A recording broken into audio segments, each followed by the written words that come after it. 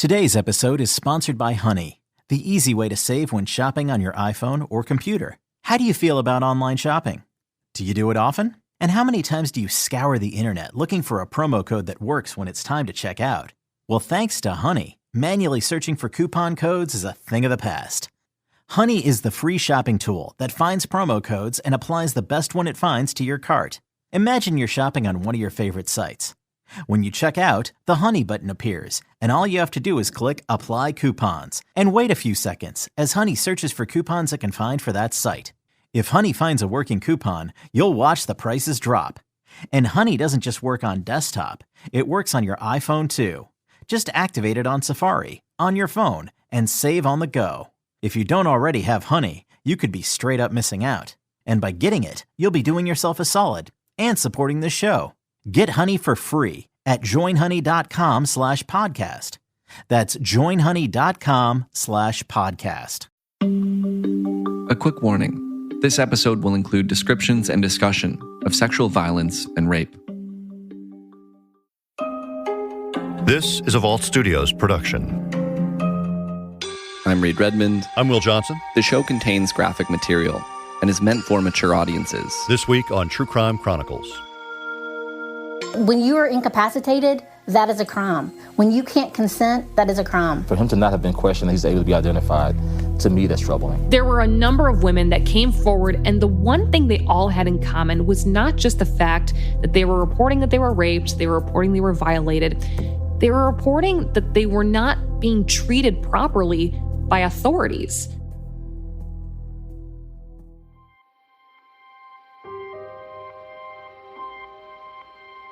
And I've gone through 6 years of just waiting. In 2015, a woman in Cherokee County, Georgia, reported to police that she'd been raped, that she knew the man who did it, and that she had video evidence. She gave them everything she had, and she said to me, she thought it was an open and shut case. But 6 years later, when 11 Alive investigative reporter Kristin Crowley began looking into the case, it was still unsolved.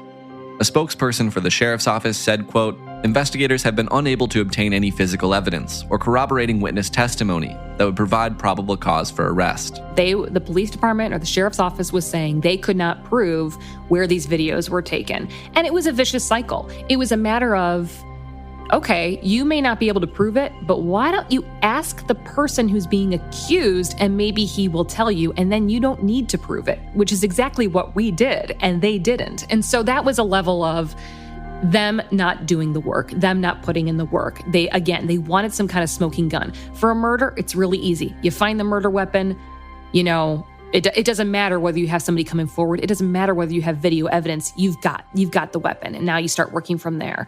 In this case, there is no smoking gun when it comes to rapes, and they are difficult to prosecute and to find evidence for. But it's like sometimes officers want this mountain of irrefutable evidence, and that's just not likely in rape cases. And it's very easy to dismiss a rape case to say, well, there's not enough evidence because they fear it's a he said, she said crime. When also in reality, even if that's all you have, even if all you have is a woman coming forward saying this man raped me and a man saying I didn't, you can still prosecute that person. You could still bring charges and go to court. And so the fact that it was saying a lack of evidence, that it didn't sit well with us because they were asking, it seemed like, for the world in order to prosecute this case, and they didn't need that. This episode is sponsored by CuriosityStream, the streaming service with the best collection of documentary films and TV shows. New this week, animals with bulletproof skin, impenetrable scales, and poison-tipped spines? They may look strange, but they've got a serious defensive edge. Check out Mother Nature's quirky side on Nature's Oddballs, now on CuriosityStream. Get an annual plan for just $20. That's $1.67 a month. Visit curiositystream.com to sign up today. This episode is brought to you by Green Digs. Green Digs believes that plants are the best way to liven up any space. With a curated collection for every experience level, Green Digs pre-potted plants are grown for your home and shipped right to your door. Or friends. Order now and receive 20% off your entire purchase. Go to shopgreendigs.com/green and use code GREEN at checkout. Code valid only on shopgreendigs.com and limited to one purchase per customer. Offer expires on June 1st, 2022. The Cherokee County Sheriff's Office, the investigating agency on the case, said they couldn't locate the man to bring him in for questioning, that he may have fled the state. But Kristin Crowley was able to get a hold of him within a matter of days.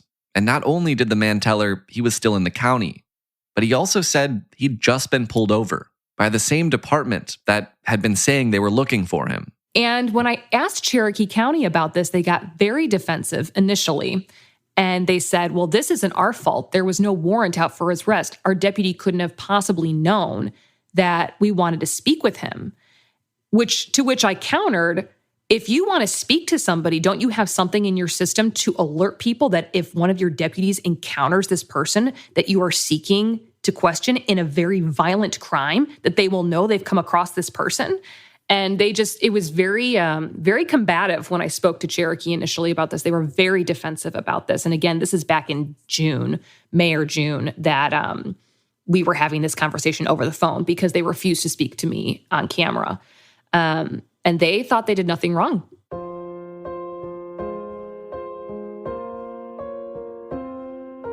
When you are incapacitated, that is a crime. When you can't consent, that is a crime. Jennifer Bivens, the president and CEO of Ganessa, or the Georgia Network to End Sexual Assault, told Kristin Crowley she didn't know why this was taking so long, what investigators could be waiting for. Bivens could barely hide her frustrations as we showed her emails we obtained from open records about this case. They've got the freaking video. Like, what else more do you need? And she was about as frustrated as I was after I had been looking into this case. She could not comprehend why this man had not been brought in for questioning.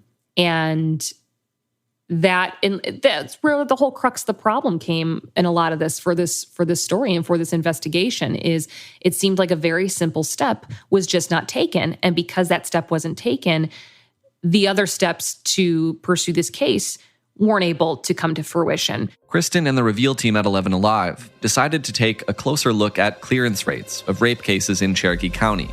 And what they found is that from 2015 to 2020, the Cherokee County Sheriff's Office investigated 220 rapes. Officially, it cleared or solved 168 of them. That's a 78% clearance rate, which sounds pretty good, until you learn that the department only arrested 36 suspects. That only covers 16% of the cases. When they kept digging, they learned 39% of the cases were closed after being ruled unfounded, and another 20 were closed citing something called exceptional clearance. Exceptional clearance essentially is a tool that police can use to close a case without making an arrest. And they're only supposed to use it when a suspect has fled the country, is in custody in another jurisdiction for another crime, has died, and in some cases, really only in rape cases, if the victim will not cooperate or the prosecutor refuses to press charges. Kristin Crowley shared all of this data with the CEO of Ganessa. And so when we showed her, the CEO of Ganessa, that, not only has this man essentially looked like he's gotten away with a crime, but this is kind of a pattern, at least in Cherokee County, where we're seeing more cases are closed with exceptional clearance than they are with arrests, more rape cases. And she said to me, well, what that tells me, I guess if you're a rapist, come on down to Georgia. I guess if you're a rapist, you come on to Georgia because, we're not prosecuting folks here, is what that says to me. And that is scary for our community. And that really stuck with me too, because she's right. Exceptional clearance also, you have to know the suspect. You have to know that there is a suspect in the case and identify a suspect. So that means in all of these exceptional clearance cases out of Cherokee County and every other jurisdiction for that matter, the suspect is known. They know who it is. And that person is just walking free because they decide not to pursue a case. Kristin also brought this woman's case to a criminology professor at Georgia State University, Thaddeus Johnson. Thaddeus Johnson was also a retired police officer. He used to work for the Memphis Police Department. And to be quite honest, he was very shocked when I brought this case to him because he felt just like the CEO of Ganessa, like, I don't understand why this person wasn't brought in for questioning, because that would lead to a lot of other answers that this department is looking for. For him to not have been questioned, he's able to be identified, to me, that's troubling. Criminology professor Thaddeus Johnson says he thinks authorities have probable cause, and not bringing the man in for questioning could put others at risk. He's done this to one person. And again, allegedly done this to one person. He could allegedly do this to someone else. He moved it like a predator moves. He wasn't moving like a person's first time. And he kind of imparted the knowledge on me a little bit more about exceptional clearance and the fact that exceptional clearance should be used rarely. It kind of gives a false illusion that we're doing a better job of solving these cases than we really are. In policing and police leadership, what we care about are numbers. So we care about public safety, don't get me wrong. But at that level, it's about numbers because funding goes along with it, credibility goes along with it. The exceptional clearance allows prosecutors and departments to be able to satisfy those statistical or those numbers without being held accountable to follow all the way through with the investigation. How often should exceptional clearance be used? Is this something that would be considered a rare tool for police? It should be. We discovered that it's not used rarely. In fact, it was used more often than people were being arrested, than causes for arrest. And it was the only thing that police were doing more was labeling rape cases unfounded, which is a problem in and of itself, and something that actually I'm working on another story in the moment about doing a more in-depth issue on that. But yeah, I mean, the exceptional clearance issue is a serious issue. And Thaddeus was really clear about the fact that this is something that police should not rely on just to get a case closed. What are we doing? What is happening? Why? This is the situation at hand. There is something systemically going on. And it's up to us to advocate for ourselves because no one else is going to. As her case sat unsolved for over 6 years, the woman who brought the videos to the Cherokee County Sheriff's Office continued pushing for more to be done, hoping her case wouldn't end up being another exceptional clearance. She did a few things. She got an attorney, and then she also enrolled in law school. So she's on her way to becoming an attorney herself. And she's also very involved in advocate groups that deal with people who are survivors of rape and sexual assault. So when she got her attorney involved, she had her attorney reach out to the district attorney and say, what is going on with this? Why is nothing happening with this? And I even spoke with the district attorney about this too. And the district attorney said that she had faith in the sheriff's office. There were a lot of good people working there. But she also said that there wasn't much she could do on her end. They have to do the investigation, and then she has to bring the charges or the indictment. So it seemed like kind of our hands are tied sort of thing from the DA's office. But there was definitely pressure being put on the DA and on the county sheriff's office from this woman and her attorney. It just wasn't enough to make them really take any action toward this case. When Kristin spoke to this woman last year, Kristin asked if, after all of this time, the woman felt like justice was still on the table. She told me, I don't know what justice looks like anymore.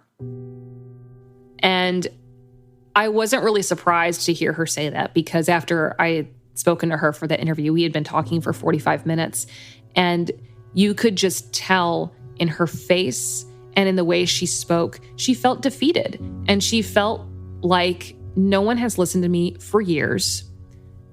I'm trying to come to terms with that and move on with my life.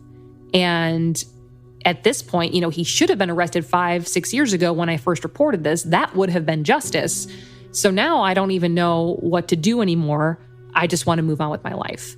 And I think that she was also, not that she was skeptical of us, but I think she wasn't trying to get her hopes up that the news would actually make a difference, because nobody had made a difference in all this time. And she had ample evidence, far more evidence than most rape victims ever have. But after Kristin Crowley's investigation went on air in June of 2021, things started to change. So after we had the phone conversation with the man, we put the story on the air. And it was within that week, the sheriff's office was reaching out to me and asking me for a copy of that phone conversation.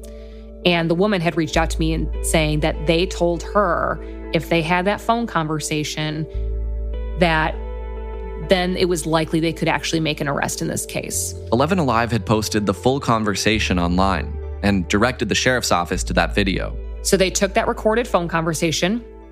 They went to a judge. They got a warrant for the man's arrest. They arrested him. They charged him with rape. We have new details tonight on an 11 Alive reveal investigation that resulted in a man's arrest for rape.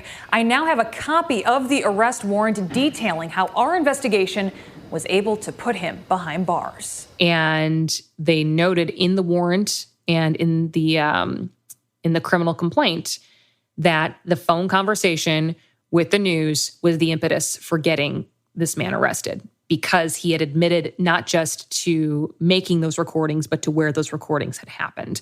So we essentially, our investigation and our conversation with that man is what led to this case finally leading to an arrest.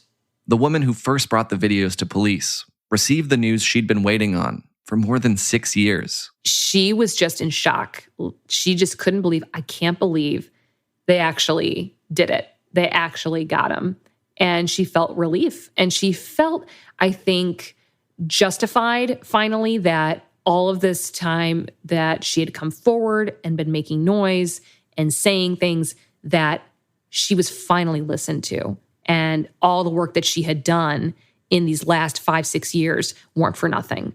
And I think that was, it's funny when I look back and I asked her, what does justice look like for you? Yes, she wants to see this man prosecuted. She wants to see him punished, but she wanted to feel vindicated too, that I'm not this crazy person. I didn't make this up. I wasn't just blowing smoke up Cherokee Sheriff's Office's, I was coming forward with an issue and I wasn't heard. And now I've finally been heard. And I think that that really resonated with her. If you hadn't told your story to us, where do you think this case would have gone? I would probably still be eons behind where I am now, I think. You guys have really allowed me to have a voice where I didn't feel like anyone was listening. The court is listening now. The man, whom we're not naming unless he's indicted, is in jail, potentially marking the beginning of the end of this woman's 6-year ordeal.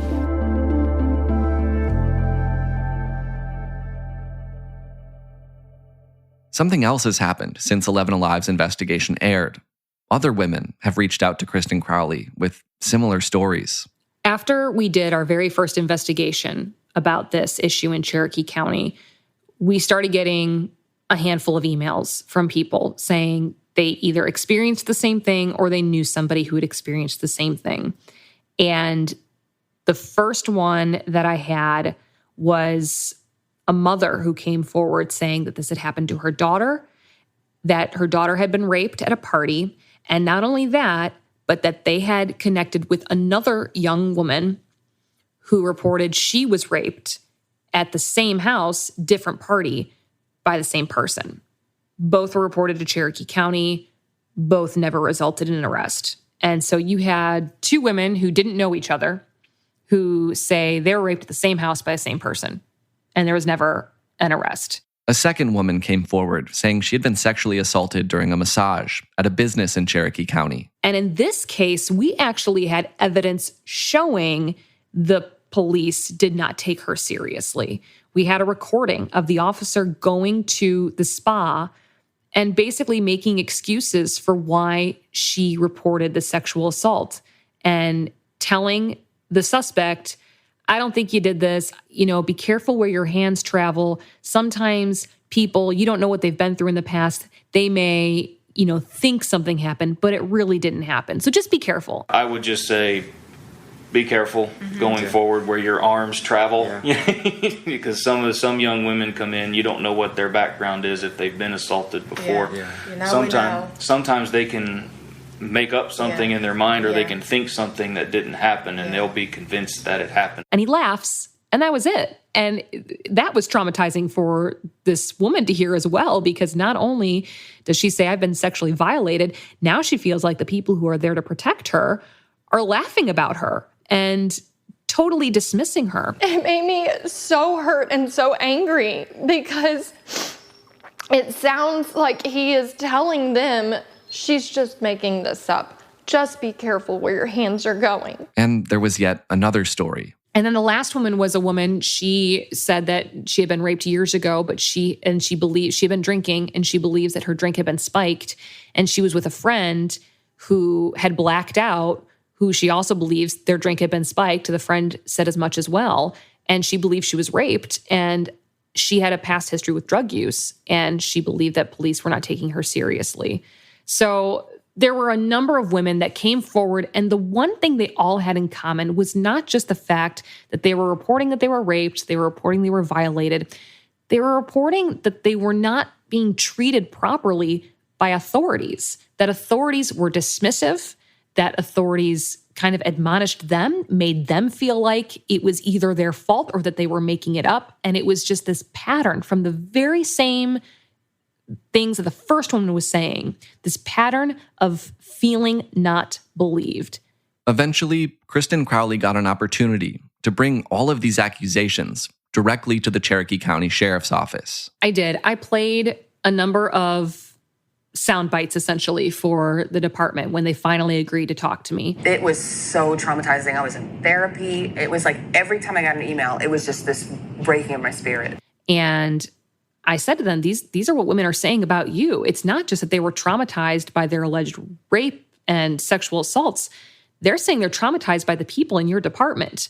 Now, what they said at that point was that their door is always open and they're always here, to talk to somebody. And if people have a complaint, they can go up to higher command, which is, I think a pretty standard thing to say. And I think that, it was pretty clear. Captain Anderson was one of the people I was speaking to in that interview. He was the one who told me in that email in the very first case that we have exhausted all of our options. We investigate to the fullest extent and there was nothing more to do. Well, clearly there was. So I think there was this tendency to just kind of, you defend your coworkers and your colleagues. And I think there was also a belief in him that he truly believed that they were doing all this work. But it wasn't until our reporting and our questioning that they realized they made mistakes, which they admitted. So the real epiphany came, I think, when they said, you know what? We made mistakes. We own that. I own that. And here's what we're going to do about it. Being honest with you, and going back and looking at the first story that you did, that first case, we made some mistakes. And we own that. I own that. And going forward, we can always do better. And then they went on to say that they were going to implement new training because, for example, that man who went to the spa and was laughing. Those are things that police officers should not be doing. That is not how you should be conducting a case that is involving sexual assault or rape. So they were going to invest in new training. They were also going to implement new policies and procedures because before our reporting, no policies or procedures specific to rape and sexual assault cases existed. So that's on the books now for them. And the biggest one for the immediacy and for the women that I interviewed was that they were going to take a historic look back on every single rape and sexual assault case within the statute of limitations and take another look at those cases to make sure that they were investigated to the fullest extent and that if there can be an arrest made, there will be. And once these processes are in place, taking a historic look at our cases that we still have statute of limitations on and reevaluate those historic cases to right any wrongs that may have been committed in the past. So you're going to essentially do an audit of all these past sexual assault cases and rape cases? Yes. That historical review will include all of the cases from the women who came forward to share their stories with 11 Alive. I think all of the women were happy to hear Cherokee say, we made a mistake, and make a promise that they are going to change. But they're also skeptical because they've heard things from police before, that things that they're going to do and that they don't follow up on. And I think it's really hard to believe when somebody has, burned you once. I think that you kind of have your guard up a little bit. And it's more of a, we'll believe it when we see it sort of approach. Kristin Crowley has continued to follow up on this. And when she spoke with the sheriff's office in February, they said the new policies and procedures were already in place and that training and case audits were going to start soon. Something that we're still keeping an eye on because we know that watchdog journalism is really important.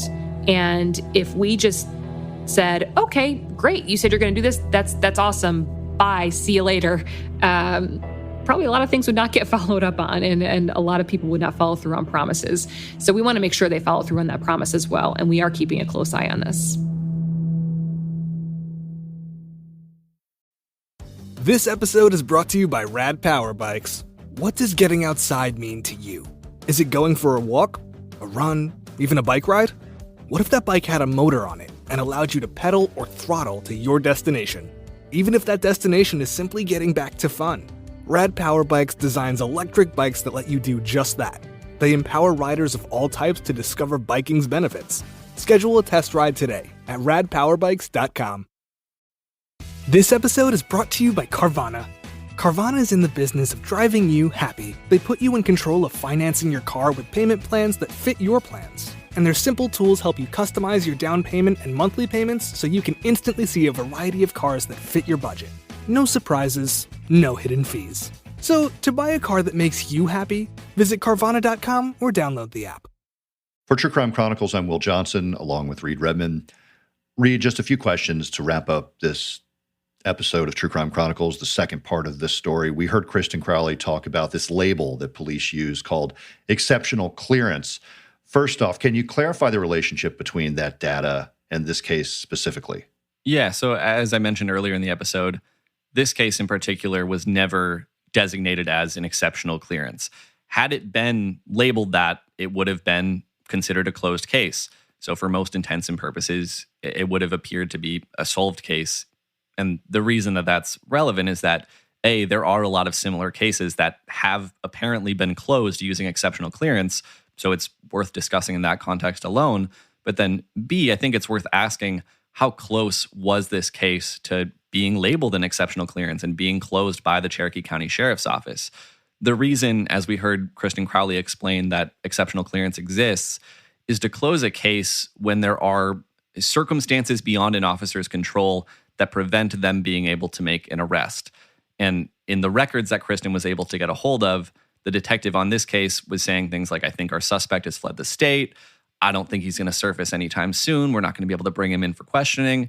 And so with all of that going on, I think you have to ask if this case was sort of being nudged in that direction of eventually being labeled an exceptional clearance before Kristin came along and kind of kickstarted the investigation again.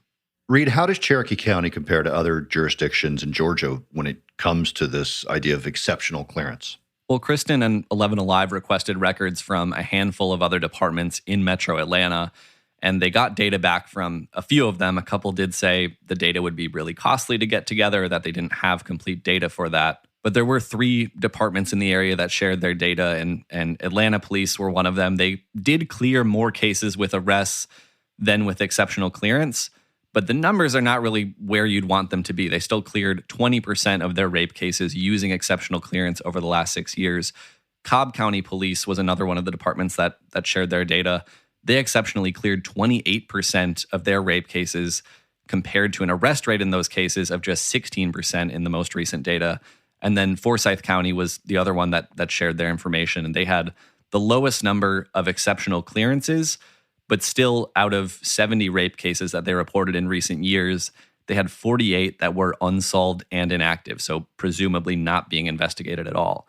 So the takeaway from all of that is that this issue of rape cases being shelved and either cleared despite there not being an arrest or just not being investigated while they're technically still considered open, it's not just a Cherokee County problem. And kind of where Kristin landed when we talked about this issue is just that it seems really, really clear that there needs to be more advocacy for survivors of sexual violence. And she's hopeful that, at least in Cherokee County, the steps that the Sheriff's Office is taking now, or is hopefully taking now, will make a difference because it's much needed.